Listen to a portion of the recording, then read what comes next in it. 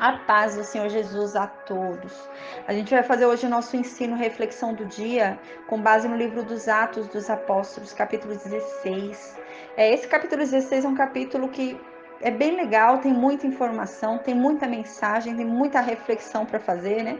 Mas eu vou me concentrar hoje, a gente vai se concentrar em uma mensagem que é dada aqui nesse capítulo. Diz assim, capítulo 16, versículo 16. E aconteceu que, indo nós para a oração, nos saiu ao encontro uma jovem que tinha um espírito de adivinhação, a qual, adivinhando, dava um grande lucro aos seus senhores. E essa mulher, essa adivinhadora, né, ela ia seguindo a Paulo e a nós, né? Aqui quem está escrevendo é Lucas, né? Então ele vai falando a Paulo e a nós, ele e Silas.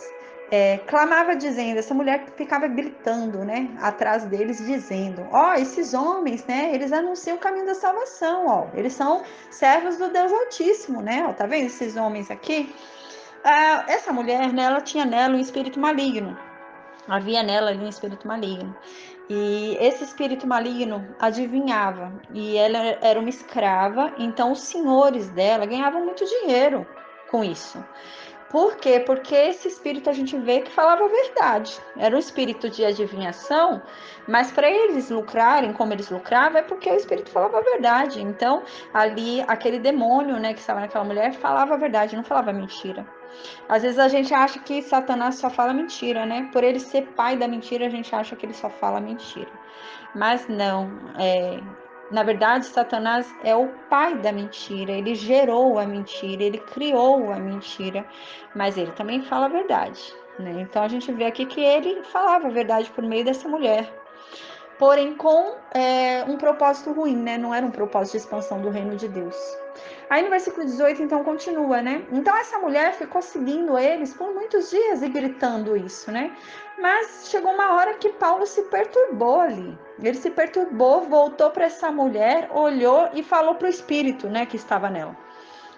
Em nome de Jesus Cristo, te mando que saia dela. E na mesma hora, aquele espírito maligno saiu daquela mulher. Aí no versículo 19 fala que então os senhores dela, né, que lucravam muito com a adivinhação dela, né, porque ela acertava, ela adivinhava as coisas certas, ela falava a verdade. Então eles ganhavam muito dinheiro. Então eles ficaram com raiva, porque eles já não tinham mais a fonte de lucro deles, ela já não adivinhava mais, né? Então, aqui diz que eles vendo, né, os senhores vendo que a esperança de lucro deles estava perdida, eles foram e prenderam Paulo e Silas, né? E os levaram à praça, à presença dos magistrados. Aqui Paulo e Silas chegaram a esse local por meio de ordem do Espírito Santo. Foi o Espírito Santo que conduziu eles até esse local. E chegando lá, eles não fizeram nada de errado, pelo contrário, eles libertaram uma mulher, né, da escravidão ali de um demônio. Então, eles libertaram essa mulher. Mas os senhores que lucravam com a escravidão dessa mulher, que lucravam com a prisão dessa mulher por aquele demônio, ficaram indignados por causa do bom trabalho que Paulo fez, né? Por causa da boa coisa que ele fez em libertar aquela mulher. Então eles resolveram se vingar de Paulo, né? Então a gente pensa, né? Paulo foi lá porque o Espírito Santo mandou que ele fosse, né? E Paulo fez algo bom. Paulo não fez nada ruim. Paulo fez a função dele como um verdadeiro, né, cristão. Mas mesmo assim a gente vai ver que foi aplicado sobre ele uma vingança ali, né? Então nisso diz aqui, né? Vendo esses senhores que a esperança de lucro estava perdida, eles foram e prenderam Paulo e Silas e levaram eles para a praça, na presença ali dos juízes, né? Então, no versículo 20, eles apresentaram Paulo e Silas para os juízes e disseram para os juízes, esses homens aí, eles são judeus e eles vieram aqui perturbar a nossa cidade, eles nem são daqui, né? A gente é romano, eles estão aqui e estão perturbando a gente. E no versículo 21, então fala, e nos expõe costumes que nos não é lícito receber nem praticar, visto que somos romanos. Então, Paulo estava lá pregando, né? Então ele ia lá, né? Silas estavam lá pregando, falando sobre o evangelho de Cristo. Então ele diz, eles estão vindo aqui falar sobre coisas que nem é nossa, nós somos romanos, eles estão vindo aqui falar sobre a religião deles, judia, né? Então eles são judeus, a gente é romano. Então eles começaram a alegar isso. Então nisso, no versículo 22, a multidão se levantou unida contra Paulo e Silas. E os magistrados, rasgando-lhe as vestes, mandaram açoitá-los com varas. Então imagina, Paulo e Silas fizeram algo bom, eles estavam sendo guiados por Deus, foram até esse local porque o Espírito Santo mandou. Chegando nesse local, eles fizeram uma obra boa, eles libertaram uma mulher, porém agora eles estavam sendo humilhados, sem motivo, sem ser algo justo, né? Não era certo isso, mas eles estavam vivendo aquela humilhação. Então rasgaram as roupas dele e começaram a açoitar eles, começaram a dar chicotadas nele com varas, né? Então no versículo 23 diz: e havendo-lhes dado muitos açoites, os lançaram depois na prisão, mandando ao carcereiro que os guardasse com segurança. Então, agora foram também presos, sem motivo, porque eles libertaram uma mulher, né, e estavam pregando o evangelho. Aí no versículo 24 diz: o qual, tendo recebido tal ordem, os lançou no cárcere interior e lhes segurou os pés no tronco. Então esse carcereiro obedeceu a ordem e prendeu os dois e amarrou bem lá eles, né? Colocou até uma amarra também, prendeu bem os pés deles no tronco, né? Então eles ficaram lá bem presos ali. Aí no versículo 25 diz que perto da meia-noite, né, Paulo e Silas estavam orando e cantando, né? Então, provavelmente eles já vinham cantando e orando há bastante tempo, né? Mas à meia-noite parece que chegou ali num nível, né, espiritual enorme. Então eles estavam cantando hinos a Deus à meia-noite. E os outros presos estavam escutando. Então, a gente vai observar que parece que os outros presos, eles não estavam participando cantando, não estavam participando orando, mas eles estavam ouvindo, eles estavam recebendo o que estava sendo dito. Parece até que alguns vão se converter, a gente vai ver. Então eles estavam atentamente ouvindo tudo aquilo. Então no versículo 26, né, diz: e de repente sobreveio um tão grande terremoto que os alicerces do cárcere se moveram e logo se abriram todas as portas e foram soltas as prisões de todos, né?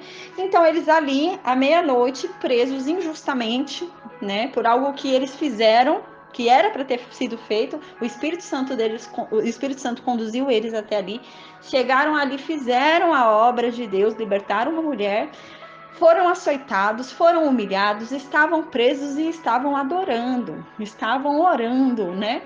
Então estavam dando um bom exemplo ali. E à meia-noite houve um terremoto, aquela oração, aquela adoração ocasionou um terremoto e sacudiu a terra. Nisso que sacudiu a terra, se moveu de tal forma o alicerce da prisão que todas as portas se abriram, todas as portas da prisão se abriram. E as algemas, né, tudo aquilo que prendia aqueles presos também se quebrou. Então tudo aquilo foi quebrado, foi solto, né? Aí no versículo 27, o carcereiro acordou. Quando o carcereiro acordou e viu a prisão toda aberta, todas as portas dos presos abertas, aquelas algemas estavam tudo soltas, tudo quebrada, então ele tirou a espada dele e tentou se suicidar. Porque ele tinha certeza que os presos tinham fugido. Então ele pensou em tirar a própria vida. Aí no versículo 28 diz que Paulo, vendo isso, começou a gritar e falou para que ele não se matasse. Paulo falou: não se mate. Todos nós estamos aqui, ninguém fugiu. Ninguém fugiu. Então a gente vê que incrível, né? Ali, tinha a possibilidade, tudo foi aberto, havia condição deles fugirem, mas ninguém fugiu. E ficou todo mundo ali adorando, louvando, e os outros ouvindo e recebendo aquilo, né? Então no versículo 28 diz: mas Paulo clamou com grande voz, dizendo: não te faças nenhum mal, que todos nós estamos aqui.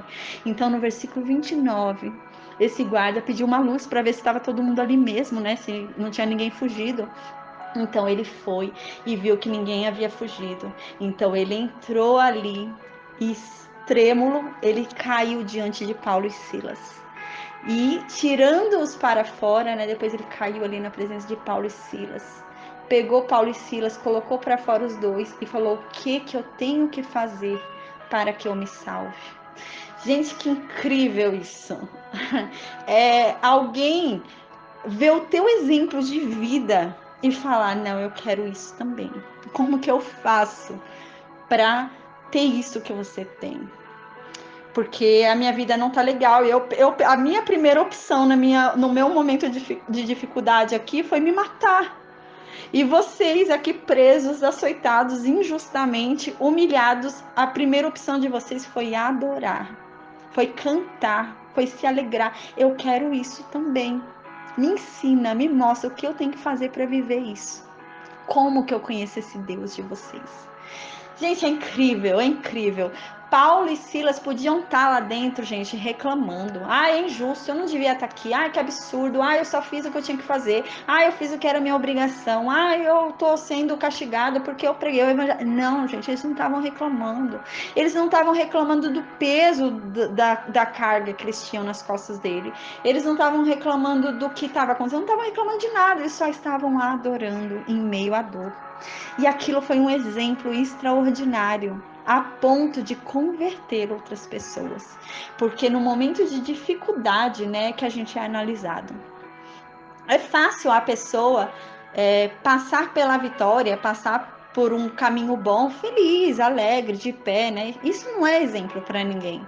Ah, tá fácil. É lógico que a pessoa vai estar feliz.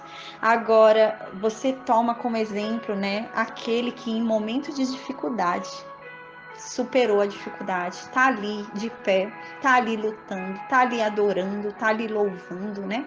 E é a adoração e é o louvor em meio à dificuldade que abre portas, que faz o extraordinário acontecer. É realmente isso, é adorar em meio à dor, é adorar em meio à dificuldade, é adorar em meio ao extremo, né? É como a gente vê também uma passagem que há, né? Quando os israelitas saem para um confronto com outras nações.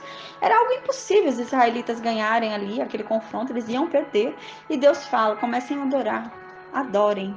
Imagina, eles estão saindo para a batalha, estão vendo várias nações virem para lutar contra eles, e eles começam a louvar, começam a adorar. E quando eles começam a louvar e a adorar, em meio à dificuldade, em meio ali àquela confusão, o extraordinário acontece, o milagre começa a acontecer e os inimigos dele começam a brigar entre eles e tudo se resolve.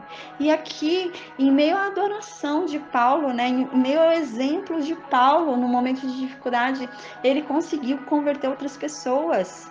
As pessoas olharam, imagina esse homem na primeira dificuldade que ele teve, ele queria se matar. E ele viu Paulo e falou: não, esse homem ficou aqui adorando, eu quero isso. Eu quero viver isso. Me ensina como eu faço para viver isso que você vive. Então ele diz isso. Ele diz no versículo 30, né? Esse carcereiro, tirando para fora Paulo e Silas, diz para eles: o que eu tenho que fazer para me salvar? Então Paulo e Silas responderam a esse homem: creia em Jesus Cristo e você vai ser salvo, você e a sua casa. Então, no versículo 32 diz: e lhe pregaram a palavra do Senhor e a todos os que estavam em sua casa. Gente, esse homem se converteu. Esse homem se converteu, não só ele, mas provavelmente os outros presos que estavam ali ouvindo também na hora da adoração, ali quando as portas se abriram. Eles também devem ter se convertido, ninguém fugiu. Eles devem ter se convertido também. Então, no versículo 33 diz: e tomando-os ele consigo naquela mesma hora da noite, lavou-lhe os vergões e logo foi batizado, ele e todos os seus. Gente, que extraordinário, né? Então, agora a gente vê, às vezes o homem desonra, né? Aquele que é um servo de Deus, mas Deus honra. Mas Deus honra, né? Não importa se o homem venha e desonre o outro, que não merece. Paulo não merecia ser desonrado dessa forma, mas Deus o honrou. Aí no versículo 34, então finaliza, né? Então, levando-os à sua casa, lhes pôs à mesa. E na sua crença em Deus, alegrou-se com toda a sua casa. Então ele foi, né? Ficou tão alegre que ele encontrou a Deus, né? Que ele ouviu uma palavra de paz, que ele se sentiu tão feliz. A casa dele, né? Se salvou, se converteu. E ele foi, então, levou Paulo e Silas até a casa dele e deu comida para eles, os alimentou. Então é extraordinário, gente. Então que a gente pense muito bem no exemplo que a gente vai dar. A gente é muito observado, a gente viu isso no livro de Jó, a gente é muito observado no momento da dor. No momento da tristeza, da dor, do embate, né, do problema, é nesse momento que a gente é observado e que a gente tem que dar testemunho, que a gente tem que dar exemplo. A gente consegue, né, entre aspas, né, quem convence é o Espírito Santo, mas a gente consegue trazer o outro muito mais fácil pelo exemplo. Então a gente tem que ter cuidado com o nosso exemplo. Esse homem viu o exemplo de Paulo, viu o exemplo de Silas. Ele falou: não, eu quero viver isso também. Eu quero assim, ó, no momento da dificuldade, poder adorar e ver esse extraordinário que vocês viram. Eu não quero, no momento de dificuldade, o meu primeiro pensamento ser me matar, mas sim entrar em adoração, mas sim exceder a minha voz e clamar a Deus e adorá-lo. Então eu deixo hoje essa mensagem a mim, né? Deus me mandou falar essa mensagem, né? Amém. Me ordenou que passasse essa mensagem a todos, em nome de Jesus, viu? Que fiquemos todos nós, então, com essa mensagem. Amém.